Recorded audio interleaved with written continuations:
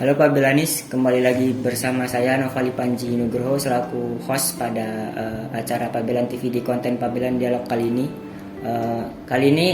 Pabelan TV akan mengangkat soal supporter sepak bola di Indonesia, ditemani dengan narasumber kita Mas Fajar Junaidi selaku akademisi sekaligus supporter sepak bola di Indonesia. Bersama Mas Jun, kami akan membahas soal supporter sepak bola Indonesia dengan studi kasus kejadian di Kanjuruhan pada pertandingan Arema Malang versus Persebaya Surabaya di Oktober lalu. Gimana menurut Mas Jun soal eksistensi supporter sepak bola Indonesia itu, Mas Jun? Oke, sebelum menjawab pertanyaan Mas Noval, kita harus mendudukkan persoalannya pada proporsinya ya. Saya sering menyampaikan dalam berbagai tulisan saya, persoalan paling utama dalam tata kelola sepak bola Indonesia itu adalah persoalan mitigasi.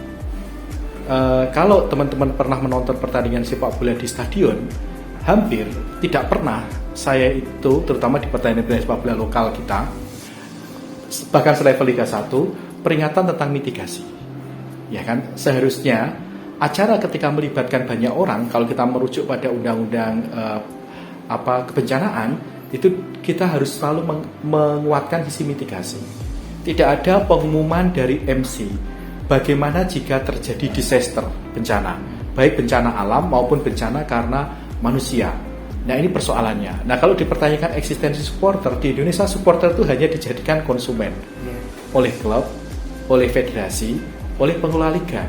Tetapi tidak ada jaminan keselamatan yang cukup kepada teman-teman supporter.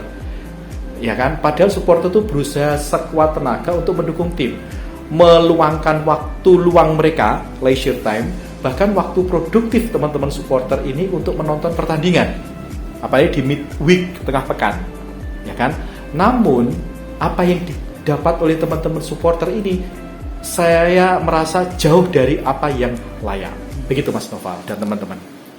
Sebenarnya soal perlindungan supporter sendiri udah diatur ya Pak Mas Jun di Indonesia, Undang-Undang Nomor 11 Tahun 2022. Tentang itu gimana implementasinya? Ya, nggak usah jauh-jauh lah kalau kita ngomong tentang implementasi ya. Contoh misalnya, selain undang-undang ya, sepakat tadi, FIFA sudah membuat standar keselamatan ya kan, dan keamanan di stadion. Pertanyaan adalah, apakah kemudian itu dielaborasi dan diterapkan oleh federasi dan operator liga dan klub panpel? Kan tidak, ya kan? Ini yang menurut saya paling penting dalam konteks sepak bola. Yang saya pernah nulis di Mojo, jangan pernah menormalisasi hal-hal yang tidak normal. Ya kan? Contoh misalnya adanya tribun berdiri seperti yang ada di reportase Kompas beberapa hari yang lalu, sekira seminggu yang lalu. Ya kan? Itu kan persoalan yang sangat lama terjadi. Artinya sudah terjadi, tidak dianggap sebagai persoalan. Ya kan? Padahal itu berada di field of play, area permainan. Tetapi tetap ada tribun berdiri. Yang lain misalnya, yang saya sampaikan di awal tadi, mitigasi. Kita kan menganggap tidak ada mitigasi itu persoalan yang biasa saja. Ketika terjadi bencana kita baru aware. Tapi setelah lama kemudian kita lupa lagi. Begitu. Saya misalnya di kampus kalau ada wisuda, saya ambil contoh gini. Di kampus ketika ada wisuda di Sportorium UMY ini, kalau ada wisuda itu selalu ada pengumuman mitigasi. Seperti kalau kita naik pesawat, bahkan itu diumumkan pada teman-teman yang disabilitas. Jadi pengumumannya sangat ramah. Kepada siapapun bisa mengakses pengumuman itu, ya kan? Ya, kita tuh nggak pernah. Nah, makanya saran saya, mari kita awali dari teman-teman Pabelan dan teman-teman dialog Pabelan ini. Kalau teman-teman mengadakan acara, seminar dan sebagainya, putarlah misalnya video mitigasi, bagaimana evakuasi dilakukan jika terjadi bencana. Begitu, Mas. Apa karena minimnya pemahaman supporter soal mitigasi itu karena ada indikasi kalau setiap klub atau bahkan federasinya sendiri menganggap supporter adalah komoditas, Pak? Kalau menurut saya poinnya bukan di supporter ya, poinnya adalah pada pengelola kompetisi, ya kan? Supporter itu kan konsumen yang membeli tiket pertandingan, ya kan? Kalau kita merujuk pada undang-undang konsumen kan harusnya dilindungi, ya kan? Tapi faktanya kan tidak mendapat perlindungan yang cukup. Makanya menurut saya poinnya sekarang adalah bukan supporter, ya kan? Saya tidak seret kalau apa-apa itu yang disalahkan supporter, ya kan? Bahwa supporter punya andil, iya, jangan dinormalisasi. Supporter melakukan pitch invasion itu salah, jangan dinormalisasi. Tetapi ada juga panpel, ada juga operator liga, ada juga federasi, ada juga klub yang itu lebih punya kuasa. Punya tanggung jawab lebih. Betul, responsibility, tanggung jawab dan kuasa itu kan di tangan mereka, bukan di tangan supporter. Begitu Mas Noval. Tapi kalau dari sudut pandang federasi mungkin ya Mas, supporter ini dianggap cuma sebagai komoditas, melihat kenyataan ratusan nyawa hilang itu cuma dianggap angka bagi para petinggi-petinggi sepak bola di Indonesia itu Mas. Gimana tanggapannya? Ya kalau saya itu kan sudah menjadi opini publik, ya kan? Dan faktanya federasi kita tidak bergeming, ya kan? Mundur pun tidak. Sampai hari ini belum ada yang mundur ya Mas. Betul. Itu yang menurut saya hal yang paling penting. Enggak, selain itu misalnya pasca tragedi apakah federasi itu melakukan verifikasi ke semua stadion? Iya. Kan juga tidak. Yang seharusnya Ya kan? itu dilakukan udah dari lama ya Mas. Betul. Dan itu dinormalisasi lagi loh. Gitu. Nun sewu ya. Ibaratnya kuburan para korban aja belum kering. Iya. Tanahnya. Federasi nggak melakukan perubahan. Gitu. Fan football sama FIFA ya Mas. Betul. Itu kan masalah empati. Iya. Terus selain mitigasi Mas, apa yang perlu diperbaiki oleh mungkin dari PSSI-nya sampai ke bawah-bawahnya Mas? Kalau menurut saya ya, persoalan paling utama dalam federasi kita adalah persoalan integritas. Integritas itu mencakup banyak hal ya. Nah, federasi kita itu kan jelas tidak berintegritas, ya kan? Nah, ini menurut saya adalah persoalan yang harusnya diselesaikan.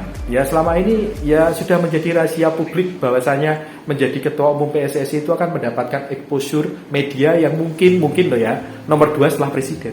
Ada kepentingan politik juga ya Mas. Betul. Dan itu udah rahasia publik, gak usah kita omongin, saya yakin publik sudah tahu. Iya. Track recordnya memang begitu, kebanyakan tinggi-tinggi PSI bakal naik jadi apa gitu. Betul. Lalu untuk kemarin Pabelan TV sempat melakukan riset kepada 50 supporter di Indonesia soal tragedi Kanjuruhan di Malang kemarin tuh Mas. Kebanyakan menilai kalau negara belum memberikan hak dan kewajiban yang layak buat supporter. Itu tanggapan Mas Jun gimana? Ya sama seperti yang saya sampaikan tadi, supporter itu konsumen dalam konteks mereka membeli tiket, teman-teman supporter ini. Tetapi teman-teman supporter tidak mendapat perlindungan, ya kan, yang cukup. Alih-alih perlindungan malah disiksa. Saya ambil contoh gini ya Mas ya. Kalau kita menggunakan pendekatannya Mikhail Foucault, ya kan, dalam bukunya Discipline and Punish. Oke, saya menggunakan pendekatan Foucault ya perspektifnya. Karena saya diintroduksi sebagai akademisi loh. Nah, saya harus ngomongnya kan akademis.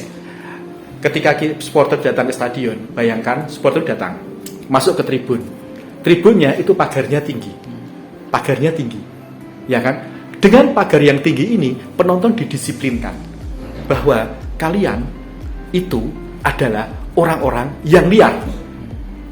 Orang-orang yang berbahaya. Benar. Betul kan? Maka Anda harus didisiplinkan. Pendisiplinnya seperti apa? Dengan pagar yang tinggi, yang itu seperti pagar di kebun binatang.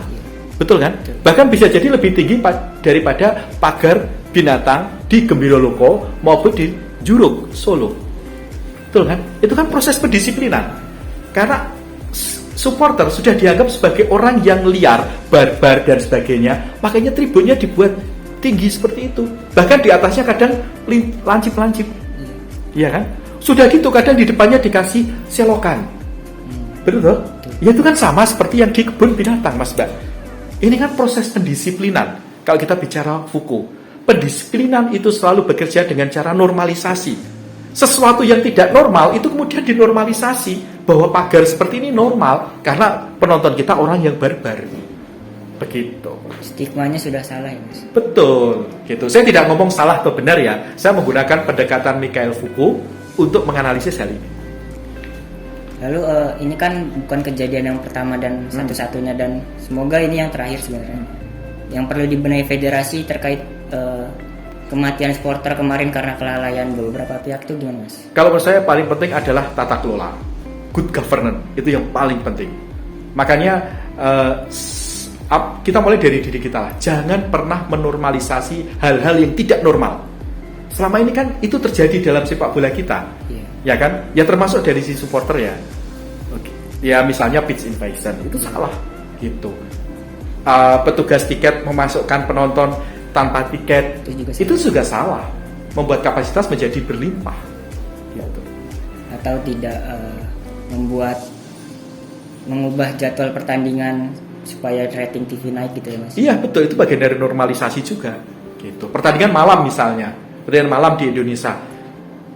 Pertandingan malam di Indonesia yang terang itu cuma stadion Mas Mbak. Iya. Di luar stadion itu gelap, iya kan?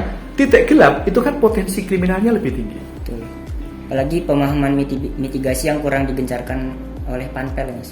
Betul. Kalau menurut saya bukannya itu yang poin pentingnya adalah, tapi awareness panpel terhadap mitigasi. Iya. Jadi poinnya menurut saya jangan dilimpahkan semua ke supporter. Gitu. Kalau sejauh ini pengamatan Mas soal kinerja panpel selama di sepak bola Indonesia gimana Mas? Ya buruk.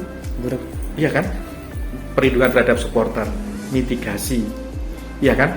Loh, sebelum ini di Bandung sudah ada korban loh. Teman-teman supporter di Bandung menjadi korban. Iya kan? Tapi kan juga nggak ada follow up selanjutnya. Saya tuh selalu sedih kalau nonton berita, membaca berita ada korban di stadion. Kita ke stadion tuh kan ingin merayakan sepak bola, bukan meratapi kematian. Saya selalu sedih kalau nonton pertandingan sepak bola diawali dengan mengheningkan cipta, karena sebelumnya ada penonton yang meninggal atau supporter yang meninggal. Ya kan? Kita tuh mau nun sewu sekali lagi. Kita nonton pertandingan tuh kan pengennya senang-senang. Ya kan? Bukan pengen kondangan kematian. Gitu, undangan kematian maksudnya. Mohon maaf. Sekarang mungkin di Indonesia sepak bola bukan jadi hiburan lagi ya Mas, jadi tragedi karena kelalaian orang-orang penting tuh Mas. Iya, itu pasti. Kalau dari Mas Jun setuju atau tidak federasi atau PSSI dibubarkan atau diganti seluruh strukturalnya gitu Mas? Kalau menurut saya poin pentingnya sekali lagi kembali ke tata kelola. Ya kan, siapapun yang berada di federasi, ya kan, integritasnya harus bagus. Pertama, yang kedua tata kelolanya harus benar. Gitu. Jadi apa yang perlu dibenahi setelah tata kelola Mas? Apa perlu ada pergantian exco? Kalau menurut saya loh ya, yang paling penting itu kan sudah tema jadi pemberitaan di media massa ya. Saya tidak perlu berkomentar di situ. Yang paling penting adalah tata kelola dan integritas. Siapa tidak berintegritas ya udah nggak usah jadi pengurus. Kebanyakan kalau klub sepak bola di Indonesia itu ya Mas. Padahal di dalam Undang-Undang Nomor 11 tadi, supporter punya hak dan kewajiban untuk memiliki saham di klub. Tapi kenyataannya nggak bisa kan Mas, karena mungkin power yang lebih dari penguasa-penguasa itu. Kalau menurut saya ini poinnya itu karena bentuk dari klub kita. Itu akan mungkin kalau satu bentuknya adalah koperasi, dua bentuknya adalah PT terbuka. Iya. Gitu. Jadi bukan masalah power atau apapun, tapi adalah formatnya dulu. Baru kemudian kita masalah power, ya kan? Ya mau nggak mengubah formatnya menjadi itu? Itu harus dilakukan dalam forum apa itu Mas? Kalau menurut pandangan Mas Jun? Ya pemegang saham di klub itu yang paling penting kan, pemilik klub. Mau nggak pemilik klub menjadikan klub itu menjadi PT terbuka atau mengubah bentuknya menjadi koperasi? Gitu. Terus sebagai supporter Mas Jun, harapan soal sepak bola di Indonesia dari tata kelolanya, dari proses mitigasinya atau pemahaman mitigasi itu gimana Mas? Kalau menurut saya paling penting sepak bola itu ya harus berintegritas, itu yang paling penting. Kita ke stadion itu kan ingin merayakan sepak bola, bukan meratapi kematian, ya kan? Kita ke stadion itu pengen pulang dengan sehat, pengen dengan senyum. Kalau klub kita kalah ya cukup bersedih 90 menit, ya kan? Setelahnya kita ya kembali lagi senang, bukan kita kehilangan orang yang kita cintai. Begitu. Dari Mas Jun ada closing statement? Menurut saya yang paling penting dalam sepak bola kita sekarang adalah bagaimana menjadikan sepak bola ini kembali ke kitohnya, kembali ke jalurnya.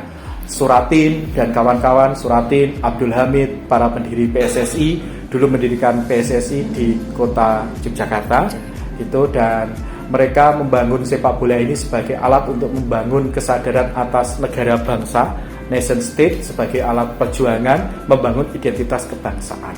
Setiap kita menonton timnas kita bermain, bulu kuduk kita selalu berdiri ketika Indonesia Raya dinyanyikan.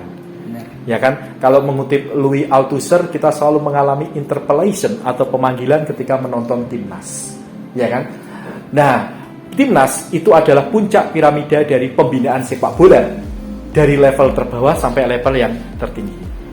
Selama pembinaan sepak bola kita dikelola dengan kompetisi yang seperti ini, dengan person-person yang tidak berintegritas, maka resiko kita adalah sepak bola kita akan jalan di tempat atau bahkan mundur. Amin, Begitu. Bos. Ya. Begitu. Terima kasih sudah diundang di Dialog Pabelan. Senang bisa berbagi dengan teman-teman semua. Mohon maaf kalau ada kata-kata yang kurang pas atau kurang berkenan. Ya Pak Belanis, sekian bincang-bincang kami dengan Mas Jun selaku supporter sepak bola mengenai fenomena dan realitas sepak bola di Indonesia. Mas Jun berulang kali mengatakan kalau yang perlu diperbaiki adalah tata kelola dan seorang pendiri atau petinggi federasi harus memiliki integritas untuk memajukan sepak bola Indonesia itu sendiri. Sekian, sampai berjumpa di Pabelan Dialog selanjutnya. Jangan lupa like, comment, share, and subscribe Pabelan TV. See you.